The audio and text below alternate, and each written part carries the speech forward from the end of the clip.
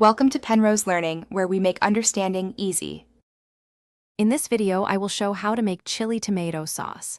Begin by washing and quartering tomatoes, then core and roughly chop chilies. Heat oil, add onions and garlic, and sweat until translucent.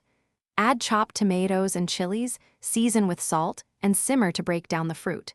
Stir occasionally and skim foam for clarity. Use a blender for a smoother finish or keep it rustic for texture.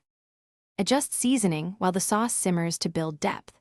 Add a small pinch of sugar or a splash of vinegar to balance acidity from the tomatoes.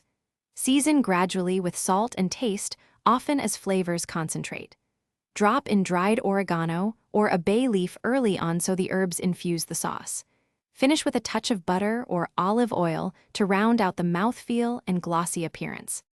Decide on texture early and simmer accordingly for the consistency you prefer. For a silky finish, blend and strain. For rustic texture, pulse briefly in the blender.